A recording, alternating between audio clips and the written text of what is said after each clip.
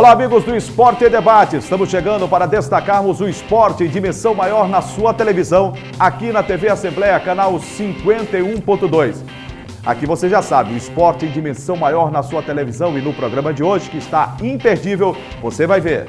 MAC derrota o Potiguar no Castelão e está classificado para o mata-mata da Série D. Sampaio vence Salgueiro no Municipal Nilzinho Santos e cola no G4 da Série C.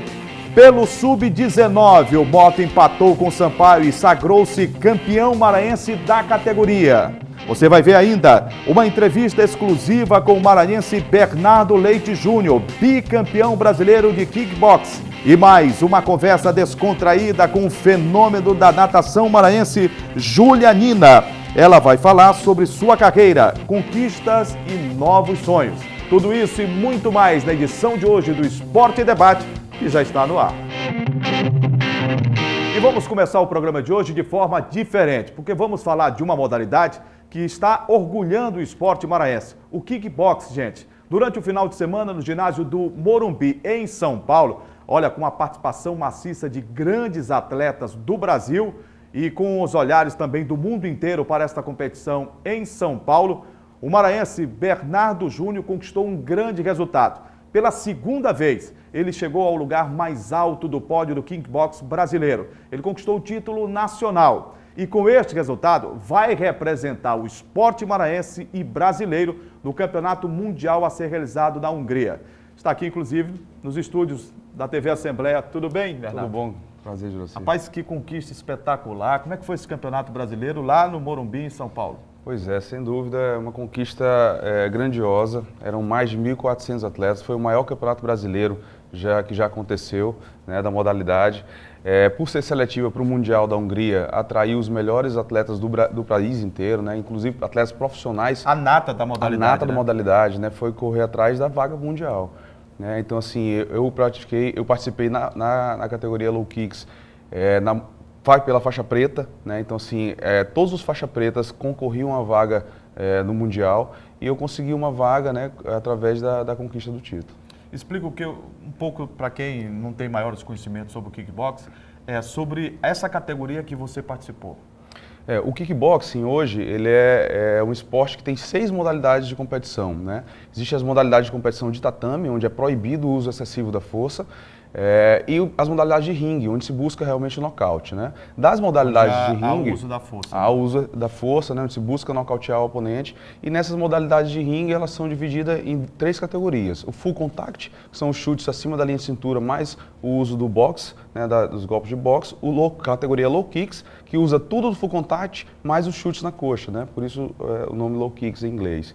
E a modalidade K1, que além dos chutes na coxa, além dos chutes acima da linha de cintura, também se usa joelhadas, né, e outros golpes que não são permitidos nas outras modalidades. É, né, uma categoria mais completa. Bernardo, você representou a Academia Ação. A Academia Ação, Luís, o time né? Eloy Duarte. Eu treino com o mestre Eloy e dou aula também na Academia Ação.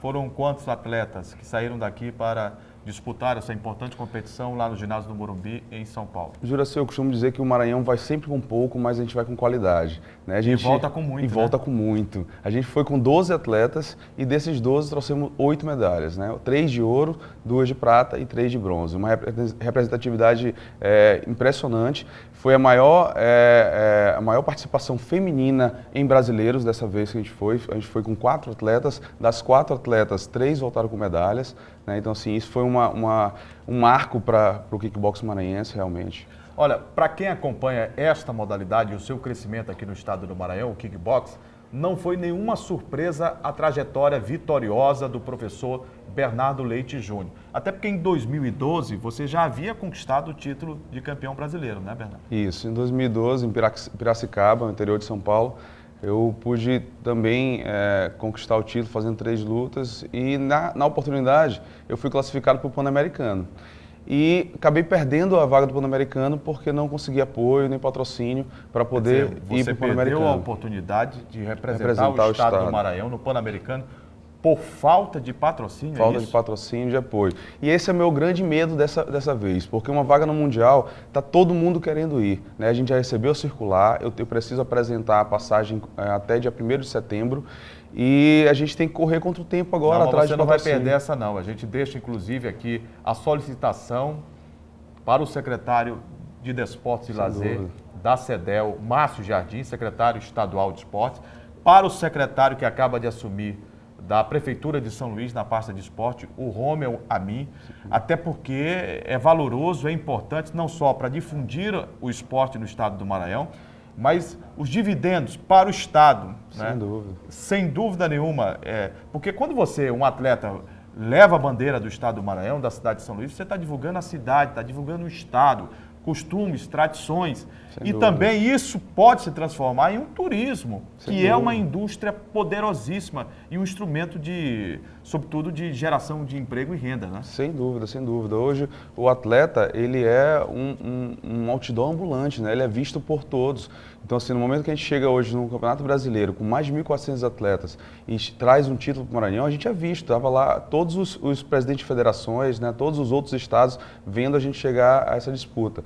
Se a gente for para o Mundial, essa visibilidade vai aumentar muito mais, né? Então, assim, levar o nome do Maranhão para a Hungria vai ser um grande orgulho e é isso que a gente vai buscar. Eu vou pedir à produção, o Jânio e o Gregório também, para trazer as medalhas que estão ali. Medalha só pelo barulho já sabe, né? Pesada, né? Olha aqui. Essa aqui, o foi desse 27º brasileiro de kickboxer adulto, né? E o 21º sub-17. Está dizendo a medalha, né? Isso. Junto com o campeonato adulto é sempre feito também o campeonato sub-17. As modalidades de tatame, onde é proibido o uso excessivo da força, ele é um atrativo tanto para crianças, né, para jovens, quanto para idosos, né? A categoria Master tem crescido porque as modalidades, como proíbe o uso da força, a técnica sobressai. E aí todos podem praticar o kickbox. E essa outra medalha? Essa aqui é de 2012, foi a primeira grande conquista. Que abriu em São espaço Paulo. para que você fosse esse grande destaque hoje a nível de Brasil, né? É. E de mundo. Como eu te falei, a dificuldade de me perguntar, pô, você foi em 2012 campeão, por que você não continuou, né? E de 2012 para cá, eu tive dificuldade de continuar indo nas competições. A gente tem duas competições que atraem a gente aqui do Nordeste, que é o Campeonato Brasileiro, que é a maior competição, e a Copa Brasil, que é a segunda maior, que geralmente classifica para o Sul-Americano, para o Pan-Americano. Então, assim, por falta de apoio, mais uma vez, a gente tem dificuldade de participar de todas as competições anuais, né? Então, assim, esse ano eu consegui me organizar melhor e a gente foi com um grupo maior, mas patrocínio praticamente zero. E a Eu lei de consegui um incentivo apoio. ao esporte? Vocês tentaram? Pois é, a gente até tenta, né? A gente tentou no ano passado, mas a gente não teve resposta a tempo, né? No prazo que a gente precisava, e a gente acaba sempre participando, tirando realmente do nosso bolso. É uma pena, né? Mas vamos ver se as autoridades, né, tomam providência em relação a isso e acabam patrocinando, porque já patrocinar uma situação, quando você patrocina uma situação de apenas uma prática de esporte, é uma coisa. Quando você patrocina e já tem um respaldo, uma resposta muito positiva como essa, com um título brasileiro, né, que divulga o Maranhão e muito, né, em todo o território nacional, eu acho que você tem uma situação muito mais favorável, né? Com certeza. É isso que a gente espera. Eu não quero deixar passar essa oportunidade. Um campeonato mundial não é todo dia que a gente consegue, né? Foi difícil trazer essa conquista. Eu fiz a final com um atleta do Rio Grande do Sul, que era 12 vezes campeão brasileiro. Então, assim, eu já entrei como total favoritismo, todo mundo achando que ia ser um baile dele. Ele conseguiu me dar um knockdown no primeiro round e eu consegui reverter a luta. Então, assim, essa conquista teve um valor grande. E por ser classificatória para o Mundial, tá todo mundo querendo essa vaga, né? Então, eu não quero deixar passar essa Bernardo, oportunidade. parabéns pela tua conquista, que novas conquistas venham para você. Eu gostaria que você deixasse aí o teu contato, não só para as empresas, o poder público que queira te procurar para patrocinar e apoiar essa sua investida no esporte, que é muito interessante para a gente, é motivo de orgulho, mas também para as novas gerações, né? As pessoas que estão te acompanhando, inclusive nas redes sociais e aqui na TV Assembleia também, a gente tem um alcance muito forte, né? Poxa, como é que eu faço para poder entrar no kickbox? A quem eu devo procurar? Então, eu acho que é interessante você deixar o seu contato. Giraceu, eu queria só, antes de deixar esse meu contato, dizer que ninguém é campeão sozinho, né? E eu tive o apoio aí do mestre Eloy, da doutora Bruna Camarão, da CTP2, onde eu fiz meu condicionamento físico, e da Farmácia Botica, que me deu esse apoio e o suporte para eu chegar bem para essa competição. Parabéns às Então, empresas e instituições que te esse apoiaram. apoio que eu tive até aqui, e eu espero que a partir de agora a gente possa ter um apoio muito maior. E eu vou deixar meu contato para quem quiser, como você falou, buscar ou para patrocínio ou para participar da modalidade, né, começar a praticar a modalidade. Meu contato é o 98713 1313. 98713 1313. E olha, com certeza nós vamos batalhar esse patrocínio para o Bernardo Leite Júnior. Campeão brasileiro, bicampeão brasileiro de kickboxing, e vai ficar sem viajar para representar o Maranhão e o Brasil na Hungria? Não pode, né? Vou falar sobre esse tema aqui com o Gregório Dantas. Tudo bem, Greg? Tudo bem, Julião, prazer. Você está mais feliz hoje. Porque... São as companhias? Não, não foi só as companhias também, não. Graças a Deus, meu clube ganhou no final de semana. Ah, né? isso é feliz, interessante. Né? Precisava Agora, da vitória. Né? A cada dia, a gente trabalha nesse ramo do esporte, né? Sim. E para nós não é novidade, né? Mas a gente pensa que sempre vai dar uma melhorada e que os atletas não vão precisar tá mendigando situações para poder representar o esporte da sua terra e do Brasil também. Você vê a situação do Bernardo aí, bicampeão brasileiro? Exato. Juliano, na verdade uma situação corriqueira, né? Aqui no Maranhão, infelizmente, nós passamos por essas dificuldades. Não vou dizer nem de atletas amadores, até clubes profissionais passam por dificuldades financeiras e não conseguem levar, vamos dizer assim, adiante. Viajar para alguns estados, outros estados, viajar para até... Não, na verdade, vamos citar apenas outros estados, porque o caso dele seria uma viagem para a Hungria, né? Outro país, na Europa e tal, até mais complicado, mas nós vamos trabalhar aqui no programa Esporte Debate, fazer uma campanha para que o nosso amigo Bernardo consiga viajar para a Hungria e representar o Brasil. O cara já foi campeão uma vez, já em 2012. tinha sido campeão brasileiro de kickboxing e agora é bicampeão brasileiro, então é mais do que merecido E participando de um campeonato com a nata, né, do kickboxing brasileiro. Né? Exatamente, como ele bem relatou agora há pouco aqui, você brilhantemente conduziu a entrevista nele mais uma vez. Ele foi excepcional, né? Conquistou uma vitória em cima do cara que era o favorito, 12 vezes campeão brasileiro, favorito, né? E, inclusive sofreu um knockdown, uma queda durante o primeiro round, como ele bem, e conseguiu se superar e derrotar o 12 vezes campeão brasileiro. Então, é uma pessoa que merece. Não é fácil. Nós vamos tentar entrar em contato com o poder público, né? Poder público estadual, poder público municipal, para conseguir o apoio financeiro necessário para ele poder fazer essa viagem. Além da iniciativa privada, né? Sim, lógico. Que pode estar num momento como esse. Eu vejo algumas empresas que nasceram aqui no Maranhão, que usufruem do solo maranhense e da boa vontade do povo maranhense, patrocinar equipes de futebol no Brasil e fora do Brasil também. Exatamente. Por que não patrocinar um atleta, não é, desse nível, né? Exatamente. E, inclusive, nós poderíamos até citar aqui, né, o nome dessas empresas, mas eu não vou citar o nome das empresas de maranhenses aqui da nossa terra, que ganham muito dinheiro com os maranhenses, mas que não estão... Na hora de investir, investe lá fora, não né? estão revertendo isso aqui para o próprio povo maranhense, para nossos cidadãos e, claro, para os nossos atletas. Então, nós vamos aqui cobrar também que essa iniciativa privada possa participar também, apoiando, patrocinando. Exatamente, apoie e patrocine mais esse grande campeão que está aqui junto com a gente, né? Depois do intervalo, o Motoclube é campeão maranhense sub-19, em cima do Sampaio Correia. Os detalhes, segura aí que daqui a pouco a gente volta.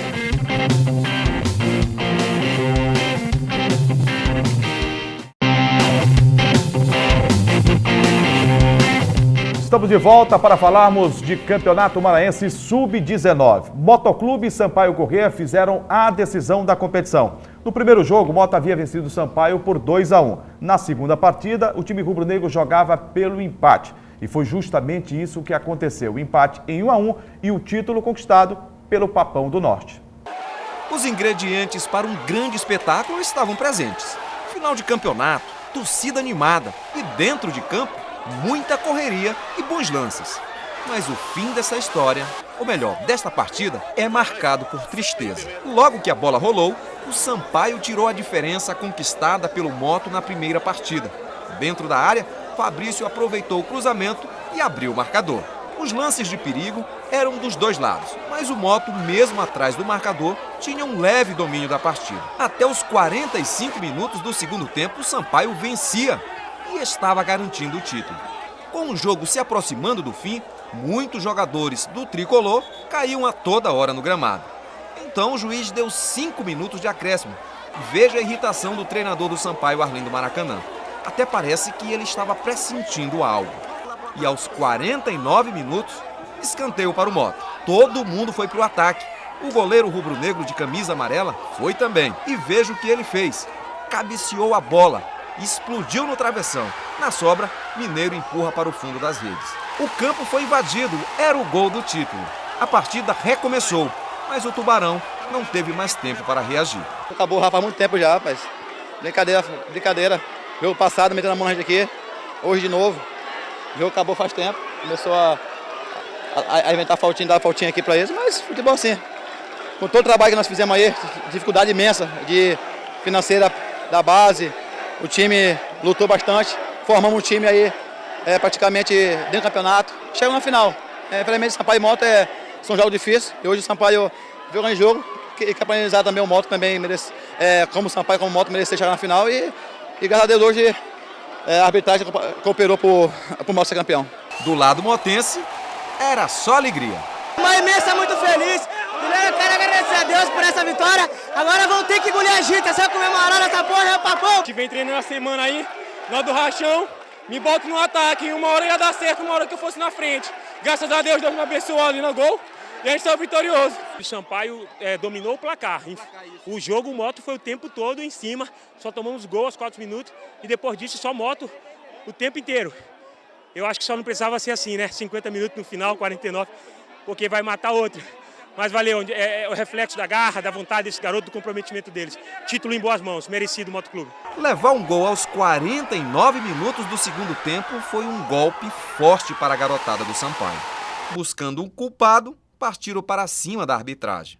Foi um espetáculo triste. A nota triste desse jogo é que, ao final da partida, os jogadores do Sampaio, inconformados, partiram para cima da arbitragem. Foi preciso a polícia intervir. O resultado é isso aqui, ó. A torcida indo embora porque a polícia teve que disparar spray de pimenta para conter os ânimos dos jogadores do Sampaio. O clima ficou tenso. O treinador Arlindo Maracanã passou mal ao inalar o spray de pimenta e foi socorrido ainda dentro de campo. Chegou inclusive a desmaiar. Esta garota também se sentiu mal e deixou o estádio carregada por amigos. Com tanta confusão, a tradicional volta olímpica e a entrega da taça ficaram de lado. Mas mesmo assim, tudo isso não tira o brilho da conquista motense.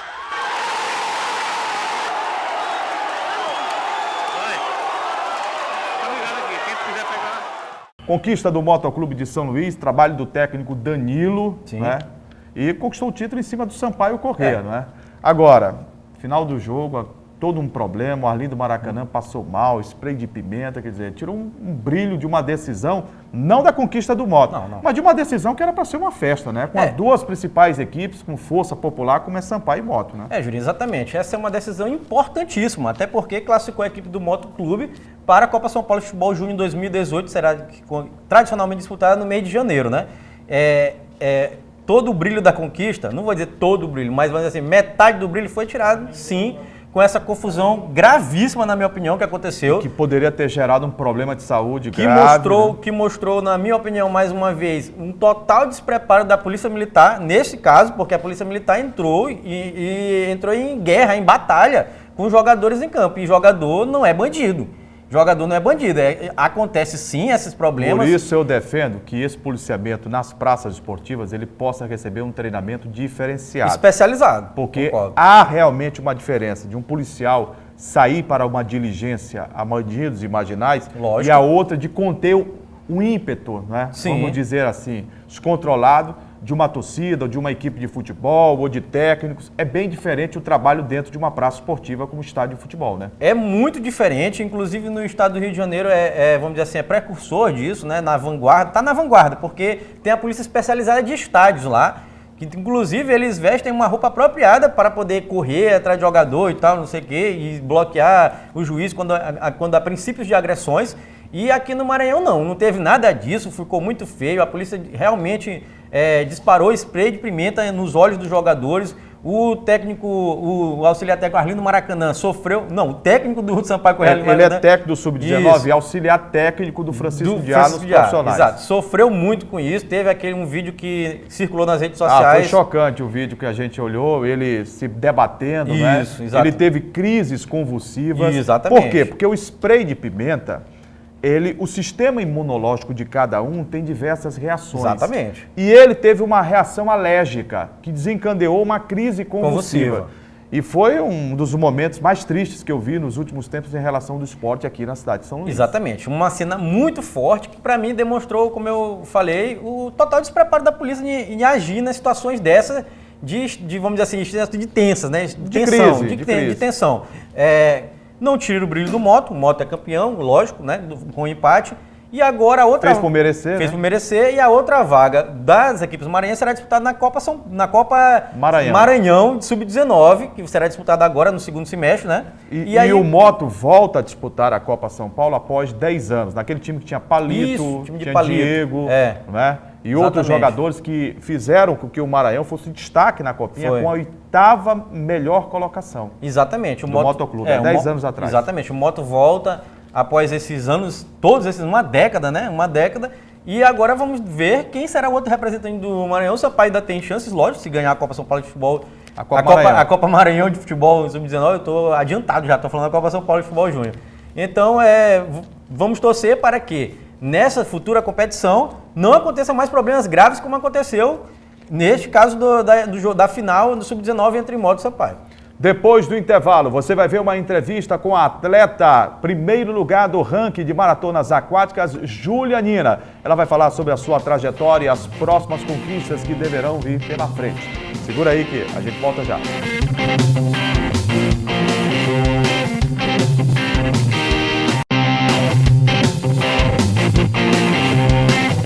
Estamos de volta com o Esporte em Debate e o assunto agora é natação. Nós estamos recebendo aqui na TV Assembleia a atleta Júlia Nina. Júlia Nina é primeiro lugar no ranking de maratonas aquáticas do Brasil. Uma garota de 15 anos que está encantando simplesmente nesta modalidade. Primeiro é uma satisfação tê-la aqui, Júlia, para a gente conversar um pouco sobre a tua trajetória recente, mas muito vitoriosa na natação. 15 anos de idade e você já na primeira colocação do ranking nacional, né?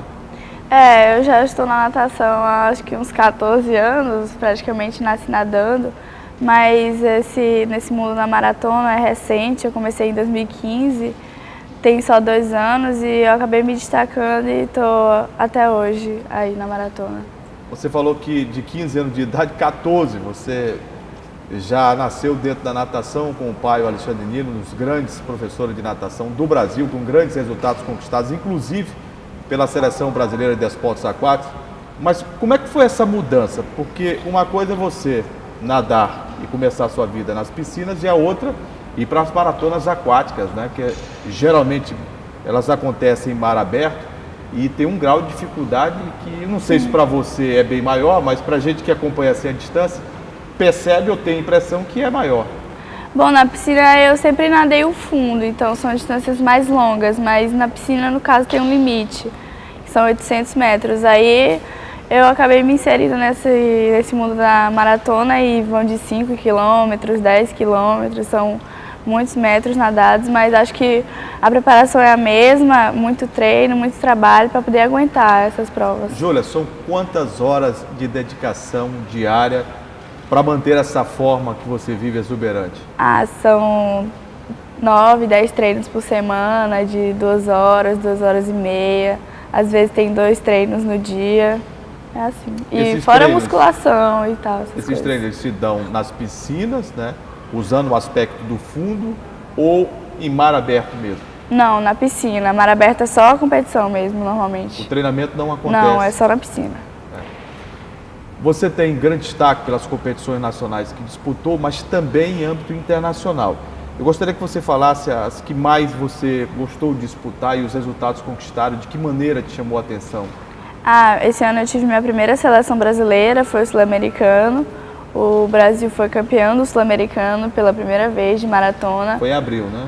Foi uma experiência muito boa, gostei bastante. E depois teve o Pan-Americano de Águas Abertas, que que eu conseguia ir nadar o revezamento, as provas, e acabei ficando em quarto em 2 e em segundo no revezamento. Como é que você recebeu uma atleta maranhense, que a gente sabe as dificuldades que existem aqui no nosso estado, inclusive de apoio, de patrocínio, da iniciativa privada e também do poder público. Mas como é que você recebeu esse primeiro lugar no ranking nacional? Te causou surpresa ou você batalhou de uma forma que saberia que ia alcançar? Como é que foi? Pelo que eu treinei, pelo que eu fiz, acho que eu almejei esse primeiro lugar e consegui, mas não ligando muito para os patrocínios e essas dificuldades. Aí eu consegui, com o meu esforço, o primeiro lugar e era isso que eu queria e estou até agora. Hoje eu estou vendo aqui no seu uniforme a marca do governo, sim, e também da SEMAR. Da SEMAR, né? São os meus patrocinadores há uns 2 anos já. Eu preciso agradecer muito eles, que me ajudam bastante. É a lei de incentivo ao esporte? Essa lei é muito fundamental, né? Eu acho que é um gol de placa, sem dúvida nenhuma, e que precisa, é claro, ser ampliada e que os atletas possam, né, como a Júlia Nina, como você, não é, Júlia? Poder usufruir de um patrocínio como esse, que faz enorme diferença, porque tem custos, né? Tem. Eu imagino a dor de cabeça que teu pai passa, né, como técnico, para conseguir patrocínio, para poder você viajar, para adotar de uma condição de preparação, porque tem toda uma preparação. Eu gostaria, inclusive, que você falasse sobre a alimentação, por exemplo. É diferenciada, é balanceada a sua alimentação. É bem regrada, é bem balanceada, com acompanhamento de nutricionista e todas essas coisas, suplementos. E é bem complicado, a gente vive mais ou menos na dieta. Essa dieta te acompanha sempre, né? Ainda nesse ano de 2017, o que vem pela frente, o que você está projetando, quais são as competições do mais alto grau de dificuldade que você vai disputar, que está pensando em conquista? Como é que é? Tem o circuito ainda brasileiro, que ainda está acontecendo, não terminou. No final do ano, em novembro, tem a seletiva para o Mundial Júnior, que eu espero pegar. E também em agosto tem a Copa Pacífico, mas é de piscina, vai ser na Bolívia. Vai ser na Bolívia a Copa Pacífico? Estou treinando para isso. E amanhã, né, que tem uma competição aqui, a Travessia Águas Abertas. Então, neste ano de 2017, ainda tem uma série de competições em que você, Júlia, vai participar, né? Sim. Além da Júlia Nina, você tem também uma companheira que está brilhando também, né? A Carol. A Carol Hertel, né? Como é que tem sido essa competição entre vocês duas, ou não há competição entre vocês duas? Sempre há competição, não só entre eu e ela, mas entre todos lá da equipe. Uma competição que faz bem, que faz parte, que é saudável. E nesse esporte é competição, né? A gente vive competição, então acho que é uma tentando melhorar, ajudar a outra, as duas melhorando juntas, faz parte. Ô Júlia, como é que é trabalhar, treinar? Você já convive em casa com o pai e ter o pai também ali pegando o teu pé na preparação técnica, física, acredito que psicológica também te ajude muito. Como é que é essa convivência? A gente não procura falar tanto de natação em casa, é mais lá na Nina mesmo. Não se bate um papo em casa e diz, aquela prova e tal? Sim, a gente comenta e tal, coisas que acontecem no mundo do esporte, da natação, mas nada demais, é mais lá na Nina mesmo. Você tem 15 anos de idade, é claro que você está cursando o ensino médio, né? Sim.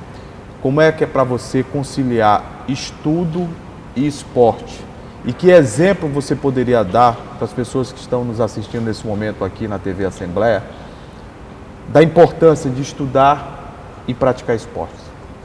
É praticar esporte porque você, além de ajudar na saúde, aprende um monte de coisa, de compromisso, trabalho, educação, tudo isso tá inserido e a escola que tem que fazer parte da nossa vida, o estudo vai estar toda a nossa vida. Mas dá para fazer as duas coisas, dá, né? Dá para praticar esporte, dá para praticar esportes e também dá para poder estudar. É meio complicado, né? Mas a gente consegue, a gente se vira. Suas notas estão boas? Estão boas. Seu pai está olhando ali. Boas. Tá legal, né? Tá legal. Nesse momento você está de férias ou ainda não? Tô de férias. Já está de férias, tá mais né? fácil. Ô Júlia, foi um prazer imenso te receber aqui na TV Assembleia. Parabéns pelo trabalho que você faz, pelos resultados conquistados. E a gente quer te ver, sobretudo, pensar em Tóquio, né? Você está pensando em Tóquio? Tô pensando em Tóquio. Tem essas competições, mas sempre é uma Olimpíada, que é bem maior. É uma coisa assim muito difícil ou você acredita que com os resultados, o primeiro lugar no ranking, as competições nacionais e internacionais que você vem disputando, vai dar pra gente ter essa boa notícia aí com a Julianina disputando a Olimpíada? Se Deus quiser, vai dar sim. É só trabalhar bastante, treinar bastante, que muitas pessoas já conseguiram porque eu não ia conseguir. Mas com muito trabalho, obviamente, e sempre pensando lá na frente. Como é que é sempre a tua participação e de que maneira você é recebida, por exemplo, na seleção brasileira de desportos aquáticos? Eu sou muito bem recebida, graças a Deus, todos me conhecem, todos me respeitam e todos são muito queridos para mim.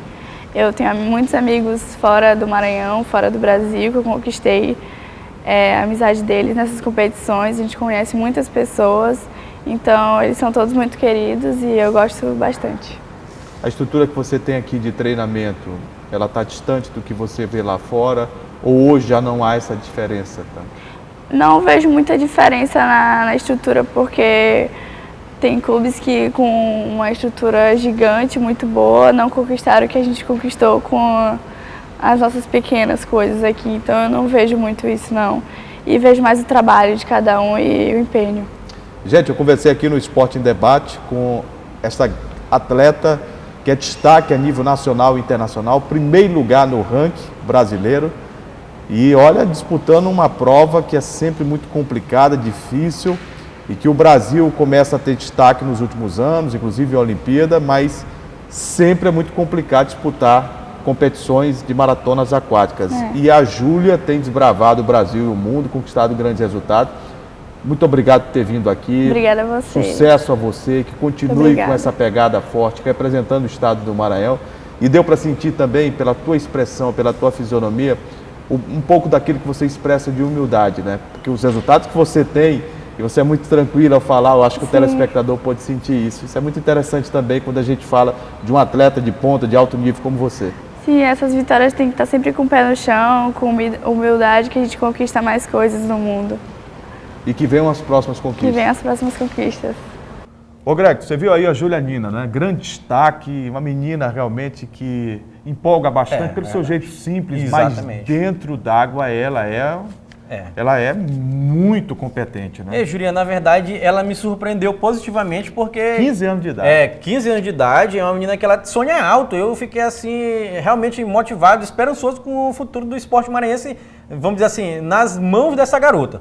Porque o sonho dela, ela deixou bem claro, é disputar a Olimpíada. A Olimpíada 2020, Tóquio está bem aí. Está de olho em Tóquio. Ela disse assim, Tóquio está bem aí, 2020 está bem aí. Então, cara, eu achei o que é interessante, né? bacana. Porque ela começou a sua vida nas piscinas, né? E em pouco tempo, motivada pelo pai, que é um extraordinário técnico, né? O Alexandre Nina, né? Da seleção brasileira, inclusive, de desportos aquáticos. Em pouco tempo, aí ela migrou, foi para maratonas aquáticas. Sim. E nesta modalidade, ela consegue ser a primeiro lugar do ranking da Confederação Brasileira de Desportos Aquáticos. A segunda é a Ayrton, que também é maranhense. Sim. E já com uma experiência de conquistas. Exatamente. Isso o que torna? Solidifica ainda mais a carreira dela como atleta, né? Na verdade, ela vem de uma família, vamos dizer assim, que nasceu abençoada nas piscinas de São Luís, né? A família Nina, o pai dela, que reconhecimento nacional e internacional, né? Isso aí ninguém pode negar. E ela já conquistou coisas importantíssimas, inclusive no último Pan-Americano disputado da categoria, que foi nas Ilhas Caimã, no Caribe, como ela bem relatou pra gente, ela conseguiu 2 quartos lugares, né? Verdade. E uma coisa impressionante para uma menina de apenas 15 anos, que ela disputa com os adultos, é um fato assim notório. Eu acho que essa menina merece sim ser a grande aposta do futebol maranhense, do esporte maranhense para os próximos anos. Sem dúvidas, é uma menina que tem potencial olímpico, como está bem provado e como ela mesma sabe que tem. E espera disputar a Olimpíada de 2020 e quem sabe outras, e né? Para chegar à Olimpíada, o caminho é dedicação aos treinamentos. Isso ela tem. Né? Ela tem um aspecto muito positivo também, que consegue conciliar estudo com esporte, nota 10 para a Júlia nesse aspecto. Toda vez que você consegue conciliar estudo e esporte, é uma combinação perfeita e que lá na frente os frutos serão muito positivos para a vida dela como cidadã e para a vida também no esporte, né? Vai ficar um belo exemplo e um legado maravilhoso. Mas tem outro detalhe que me chama a atenção também, e eu já aproveito aqui o Esporte em Debate para alertar, para advertir, para chamar a atenção das autoridades na área do esporte. Essa menina precisa também de um investimento por parte do Estado, do município, né? Do poder público, da iniciativa privada, que abracem a carreira dessa atleta, porque o Maranhão poderá ter mais uma vez um atleta. Já tivemos a Isiane, tivemos o Ingrid Rocha, tivemos a Ana Paula Rodrigues e quem sabe a Julianina em Tóquio. Juliana, na verdade, eu gostaria de ressaltar um outro ponto da entrevista, quando ela disse, quando você perguntou para ela, Júlia, e a estrutura aqui no Maranhão, é adequada, é igual do que dos outros estados, você pôde perceber e tal? Ela disse que era. Disse que eu achei isso bem legal, interessante, Mas né? a estrutura de treinamento. De treinamento. Porque quem dispõe de toda essa estrutura de treinamento é o pai dela. Eu sei, diz assim, a estrutura de treinamento dela é boa. E é por isso que eu quero, por isso que eu puxei esse assunto para poder falar do que você está tratando agora. Que a estrutura que ela tem de treinamento é excelente, ou seja, mais um ponto que ela merece ser apoiada, juntamente com o nosso amigo aqui, o Bernardo, que acabou de falar aqui, que também precisa, ela também precisa do apoio público e privado. E os grandes nadadores, por exemplo, o Cielo, Sim. Ele foi o grande destaque nos 50 metros, como? Indo treinar nos Estados Unidos, lá fora. Teve que sair do Brasil. Tá entendendo? Fazer intercâmbio. E é fundamental para o atleta, para o profissional de diferentes áreas, você buscar o intercâmbio, né? Com outros centros mais evoluídos, com preparação mais adequada, né? Ela vai pegar mar com um pH de água diferente, né? Com temperatura salinidade acima, também, salinidade. Então é diferente, porque ela é uma atleta hoje com destaque mundial. É, mundial. Então é claro que o intercâmbio para ir para outros países, ela vai precisar muito caro, né, de estrutura, né, de estrutura financeira, financeira para poder representar o Brasil. É isso que eu falo. Ela vai precisar, porque a estrutura dela de treinamento, ela tem. É boa. É uma estrutura familiar. Exato. É isso que eu estou dizendo. Ela tem uma estrutura de treinamento boa, gabarita ela ainda mais. Ou seja, falta apenas apoio público e privado. E é isso, mais uma vez, que a TV Assembleia está aqui cobrando das empresas e também do poder público, privado, do poder público, vamos dizer assim, município, estado, até federal, por que não? Apoia a garota, que ela é um potencial olímpico enorme e pode trazer medalhas para o esporte maranhense. Depois do intervalo, vamos falar do futebol. Campeonato Brasileiro, Série C e D. Sampaio, Moto, Maranhão e Cordino, no final de semana, estiveram em campo. Segura aí que daqui a pouco você vai conhecer todos os resultados aqui no Esporte Debate.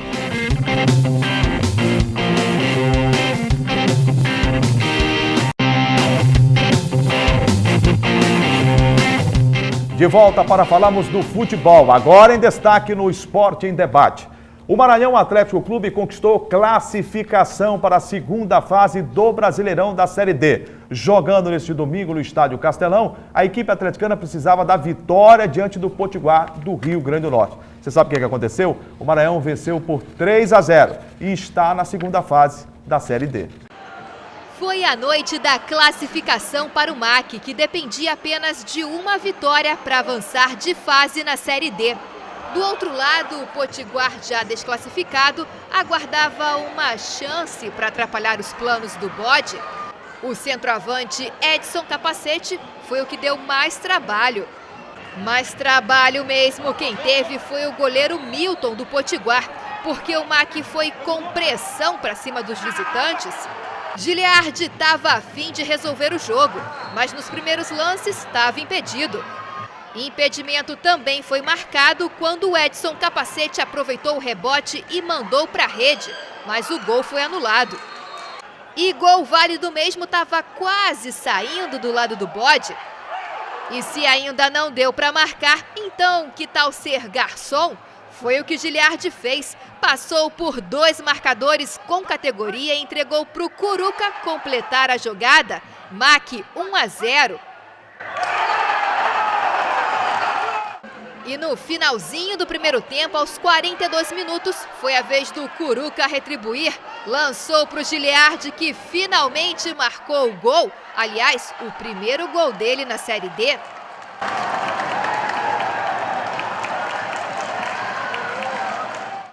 A segunda etapa começou com um susto, mas o desvio do Ramon foi parar nas mãos do Rodrigo Ramos. E o MAC aumentou o domínio e a zaga do Potiguar se fechou. Mas tudo bem pro bode, porque o terceiro gol saiu. Chico Bala fez jus ao apelido e veio em velocidade, cruzou para o Giliardi selar a classificação do bode.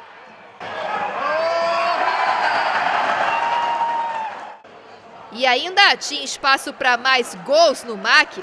Giliardi dessa vez chutou de bico, sem jeito. O Jonas Piu-Piu, que saiu do banco, chegou logo com muita vontade. E o Adalto, hein? Só foi parado mesmo com esse carrinho do Rafael Potiguar, que já estava pendurado com o amarelo, mas nesse lance o juiz não deu cartão.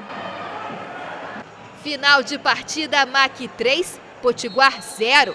Maranhão Atlético Clube classificado para a próxima fase da Série D do Brasileirão. O Maranhão cumpriu com a sua missão, a primeira nessa Série D, a classificação. Não foi em primeiro lugar como a gente imaginava pelo começo do Maranhão, que foi muito promissor, depois houve uma queda, mas enfim, se classificou e passou com facilidade pelo Potiguar, né? Juliano, na verdade foi uma queda assim, natural de rendimento, né? Até porque você sabe que o esporte do Maranhão é difícil, né? A gente já falou isso no programa inteiro aqui, os recursos são poucos. E falando especificamente do jogo, o Maranhão ganhou facilmente da equipe do Potiguar de Mossoró, abriu 3-0, o Giliardi fez... Destaque para o Giliardi, a joia rara do Parque Valério Monteiro, voltou a marcar 2 gols. Né? Marcou 2 gols, né? E ele estava precisando marcar gol, porque... Para readquirir a confiança, isso, né?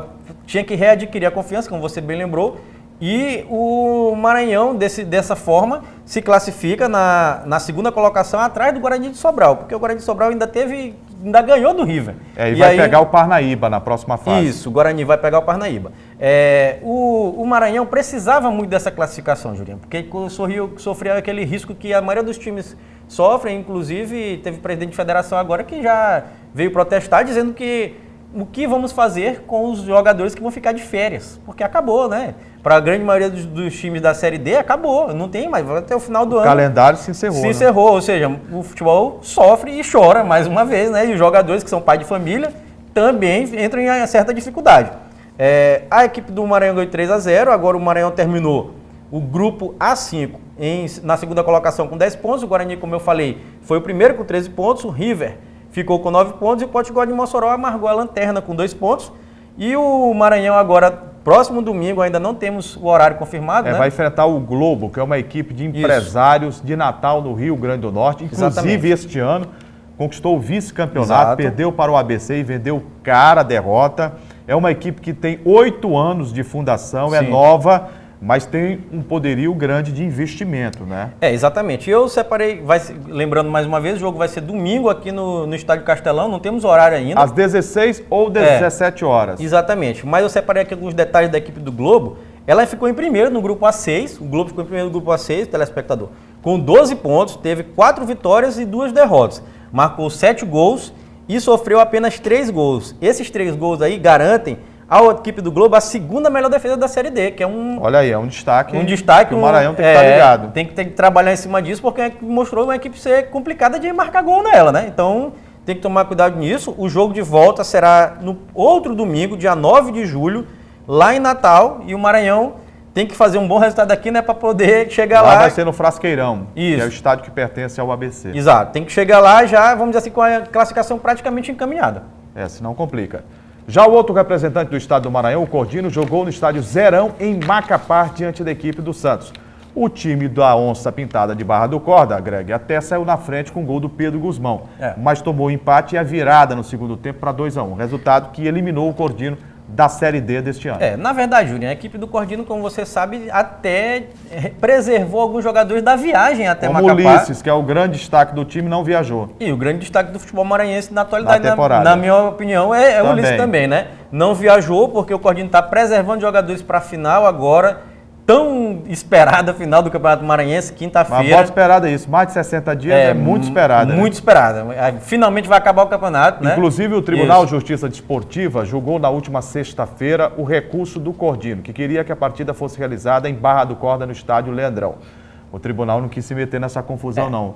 A atitude foi de segurança e, por preservar a segurança, eles falaram isso, os auditores, o jogo está confirmado, a federação já havia marcado para a Imperatriz, o tribunal só homologou para quinta-feira, 8h15 da noite, em Imperatriz, campo neutro. Cordino e Sampaio Corrêa. A gente já bateu nessa tecla aqui inúmeras vezes, já discutimos aqui esse problema do Campeonato Maranhense, completamente desorganizado, uma bagunça total. E esse jogo... Você sabe o que eu estou preocupado? Tá preocupado com o quê? É o que vai acontecer até quinta. Pode mudar, né? Não, pode Não? acontecer algum problema. Aonde? A gente quer que não aconteça. Mas aparecer alguma coisa, né? Toda hora surge um problema no campeonato aqui. Rapaz, eu já desejo que acabe logo esse campeonato. Tem que acabar logo, né? Porque, pra mim, eu vou ser bem sincero, já falei isso aqui algumas vezes, o Cordino é o principal prejudicado por Foi toda a essa bagunça. sensação da temporada 2017. O Cordino é o principal prejudicado com tudo isso que está acontecendo, com essa incapacidade, irresponsabilidade e falta de gestão da Federação Maranhense de Futebol. Caiu o diretor de competições. Tô sabendo. O Antônio Henrique. É doutor Antônio Henrique, né? Doutor de quê? Ah, a galera chama doutor aí. Não, isso não existe, rapaz. Doutor é médico ou tem que fazer doutorado. Eu também acho. Ele é médico? Não sei. Ele fez doutorado? Também não sei. Eu acho difícil, Meu né, Deus Juliano? do céu. Mas aqui falando especificamente, o Cordino terminou o grupo A4 da Série D do Campeonato Brasileiro com apenas 7 pontos. Não, né? a campanha não foi boa. Foi muito diferente do Cordino na Série D. Não foi uma campanha boa, mas temos que lembrar, Juliano, que é a primeira campanha do Cordino numa competição É a nacional. primeira né? participação e é difícil, É né? difícil, Você muito conhecer a difícil. E competição. um time do interior do Maranhão, então, que é mais difícil ainda. Dificuldade então, financeira, né? Exatamente. O Santos se classificou em primeiro, com 13 pontos, e o Altos se classificou em segundo, com 10 pontos. Pelo Campeonato Brasileiro da Série C, o Motoclube jogou no sábado à noite em Belém do Pará, no estádio Mangueirão. Perdeu o jogo para o Clube do Remo por 3-2. A equipe do Remo abriu o placar aos 7 minutos com Edgar. Isso mesmo, Edgar de cabeça fez 1-0. O Moto chegou ao empate com um gol contra do Bruno Costa, zagueiro. No lance do Rafa Mal, o Bruno Costa contra o Patrimônio chutou 1-1. Depois o Moto conseguiu a virada com o Vitinho no lance pelo lado esquerdo do Valber, que foi um dos grandes destaques da partida, número 10 do Moto. Vitinho fez 2-1. No final do primeiro tempo, veio a ducha de água fria. O goleiro Márcio Arantes foi interceptar um lance na pequena área, muito mal, ao lado do zagueiro Michel. Os dois foram na mesma bola, faltou comunicação. Ele espalmou para frente da área e o Flamengo, num belo chute, acertou o ângulo esquerdo, fazendo 2-2. Foi o resultado da primeira etapa. Já no segundo tempo, jogo equilibrado, sem muitas oportunidades para o Moto e para o Clube do Remo. Jogo truncado, jogo de forte marcação. O Moto ainda teve uma cobrança de falta em que o goleiro fez uma defesa espetacular, salvando o Clube do Remo, mas aos 47 minutos veio de novo o vacilo do sistema defensivo e o Gabriel Lima aproveitou a falha clamorosa do Moto para fazer 3-2. Resultado que não é justo, mas no futebol a palavra justiça ela não existe. O resultado mostra que o Moto, mais uma vez, não consegue vitória no trabalho do Leston Júnior. A torcida está preocupada, a torcida tem criticado o trabalho dele pela falta de resultados. Né? Juliano, na verdade, vou começar meu comentário falando de uma palavra que está em moda agora no futebol brasileiro, vamos dizer assim, a nível nacional, rendimento. Todo mundo diz assim, o meu time tem um bom rendimento, mas não está pontuando. Aconteceu com o time do Palmeiras, aconteceu agora o Rogério Ceni fala no time do São Paulo, o rendimento está bem, mas o time só perde, o time não ganha, o time empata. A gente diz assim, o Moto está em constante evolução. O Leston Júnior teima batendo nessa tecla. Ele fala, a retórica dele é essa. Está em constante evolução e tal, não sei o quê, mas o Moto não ganha. Isso é preocupante, porque com esse resultado, essa derrota lá que você bem agora já destacou aqui, lá em Belém contra a equipe do Remo, o Moto é o 9º colocado, está na zona de rebaixamento da Série C. Lembrando que do grupo A e do grupo B, caem 2 de cada grupo. Exato. E o Moto hoje, se terminasse hoje, estaria rebaixado. Estaria rebaixado, com 5 pontos, D. empatado justamente com a equipe do Salgueiro, com 5 pontos. Mas é bom lembrar que a equipe do Salgueiro tem a final do Campeonato Pernambucano, que será jogada agora no final de semana. Ou seja, não estava priorizando a Série C. E agora vai começar a priorizar, ou seja, a situação do Moto é gravíssima.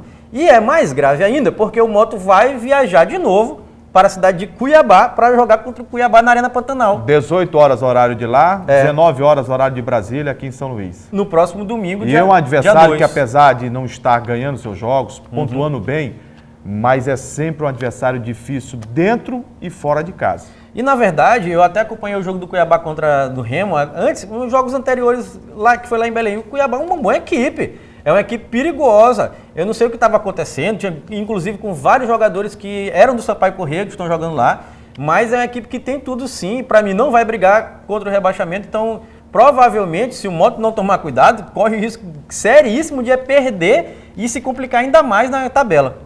Em São Luís, de volta ao Estádio Municipal Neusil Santos, o Sampaio Corrêa venceu o Salgueiro de Pernambuco por 1-0. Gol do artilheiro Isaac. Ele marcou o gol que deu a vitória ao tricolor na Série C do Campeonato Brasileiro, na volta da Bolívia querida ao gigante da Vila Paz. O Sampaio Corrêa recebeu a equipe do Salgueiro em São Luís pela 7ª rodada da Série C. O time maranhense precisava ganhar, já que vinha de uma derrota por 3-0 diante do Fortaleza. O destaque de cara foi para o estádio Nhozinho Santos, que sediou o confronto após recente reinauguração. Mas a coisa aqui não tá tão boa não. A estrutura já aparenta desgaste, começando pelos banheiros. Mas vamos falar sobre esse assunto em outro momento. O torcedor boliviano demonstrou otimismo antes mesmo do início da partida. A gente vem de uma derrota, mas hoje é dia de vencer e partir para cima. E ir partir para cima, de qualquer forma hoje. Com essa escalação nova que o Sampaio apresenta hoje, né, digamos assim que esse jogo vem como um divisor de águas para o Sampaio, né? A partir desse jogo agora de hoje é que eu acho que a gente vai ter ou convicção de que estamos de uma vez dentro, né, da classificação ou de uma vez fora, né? Nesse lance, o Sampaio chegou com perigo, mas a arbitragem já havia apitado o impedimento. Nessa outra oportunidade, o Salgueiro veio com Álvaro, que fez o passe, mas o zagueiro Diego Aragão mandou para fora. Fim de primeiro tempo, sem grandes oportunidades e com o placar zerado. No segundo momento, nesse lance infantil, o Sampaio perdeu Alex, que foi expulso ao receber o segundo cartão amarelo. E o Salgueiro foi para cima com Dadá, mas Alex Alves fez essa grande defesa. Em seguida, César Sampaio mandou para Ronieri, que acertou a trave com essa bomba. Aos 12 minutos, finalmente o placar sai do zero com Isaac, que não desperdiçou o cruzamento de Diego Silva.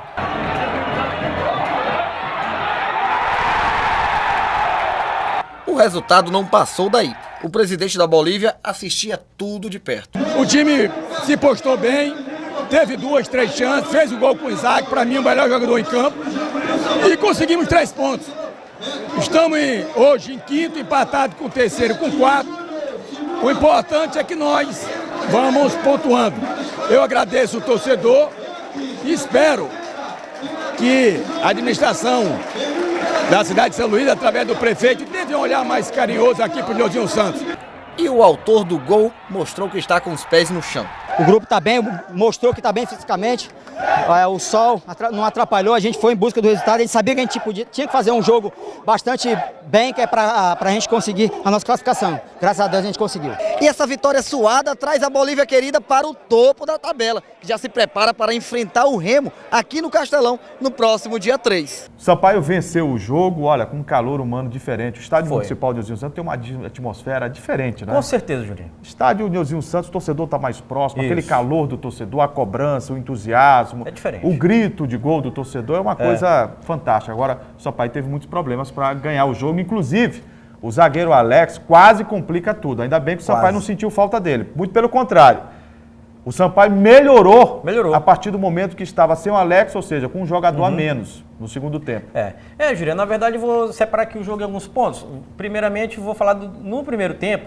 A equipe do Sampaio, na minha opinião, jogou muito mal, não conseguiu criar oportunidade de gol. A equipe do Salgueiro também veio com um time mais ou menos misto. Veio para se defender, né? Veio, porque inclusive o William Lira, que é o principal atacante do time, estava no banco, preservado para a final do Campeonato Pernambucano, contra a equipe do Sport, que eles vão disputar agora no meio de semana. Já tiveram um primeiro bom resultado, né? Diante do Sport. Exatamente, a final é lá no estádio deles, é em Salgueiro, no Sertão. Então eles preservaram. A equipe do Sampaio teve um primeiro tempo, para mim, que foi decepcionante. No segundo tempo, logo no começo, o Alex, como você disse, cometeu aquele erro infantil. Já tinha um cartão amarelo, aí perdeu a bola do atacante, segurou ele e foi expulso. Cometeu a falta. Uma falta infantil, uma besteira. Ele cometeu uma besteira. De um zagueiro que tecnicamente é fraquíssimo e que não tem condição de vestir a camisa do Sampaio. Tá certo. Mas prejudicando a equipe, só que o tiro saiu pela culatra, né? Porque deu certo. Deu certo por quê? Porque o Sampaio, numericamente, tinha 11 jogadores, mas tecnicamente só 10 em campo. Exatamente. E ele comprometia muito o sistema defensivo. Porque estava falhando muito. E aí o Francisco Diá merece, sem dúvida nenhuma, essa referência, a forma com que ele modificou. Colocou o Carlos Alexandre, que estreou na defesa, e muito bem. Estreou muito bem. Reagrupou o meio campo e o Sampaio fez um segundo tempo bem diferente, com destaque para o Isaac. O contrato dele termina dia 14. O Sampaio agora precisa renovar o contrato. Tem 2 clubes da Série B interessados, mas é bom fazer um contrato logo para 2018. É bom. Porque é um jogador que encarna esse espírito do Sampaio de guerreiro, né? Eu vou destacar a respeito de jogadores 3 pontos. O Carlos Alexandre, que estreou com o Sampaio devido a essa fatalidade da expulsão do Alex. Você vê a segurança que ele deu, né? Rapaz, ele jogou muito certo, assim, seguro. Veio da equipe do Sergipe, inclusive tinha feito um gol na participação dele no Sergipe. O último jogo dele veio com gol, então, ou seja, já chegou pronto para estrear, e estreou bem, e era perigoso até tomar a vaga, porque temos o Fredson, né, que é o titular, que não pôde jogar, e o Maracás. Carlos Alexandre pode tomar a vaga de um dos dois. Eu não me arrisco a dizer que isso pode acontecer, mas tudo bem, vamos dar um tempo.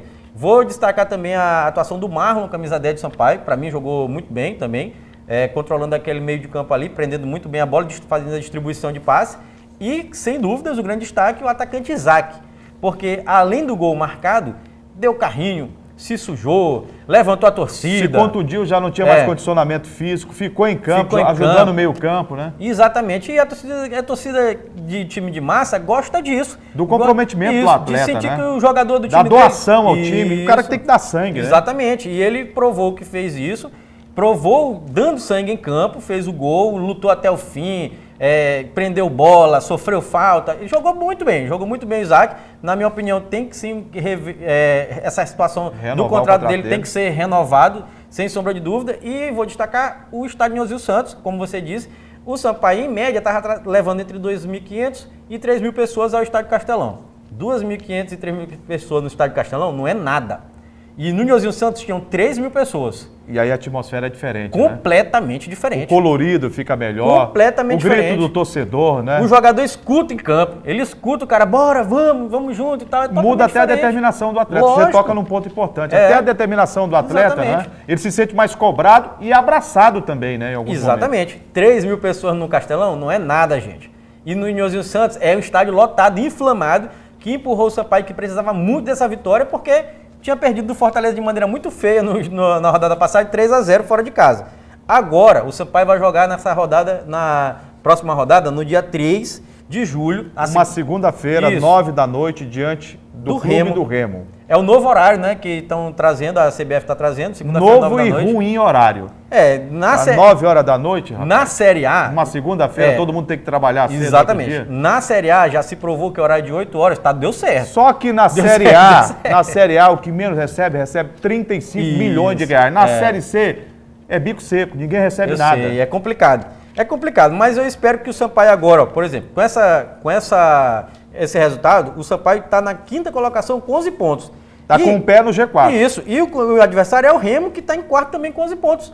Ou seja, o Sampaio ganhou. Aí começa, para a gente finalizar o programa, uma polêmica. O Sampaio emprestou o Edgar, emprestou o Pimentinha.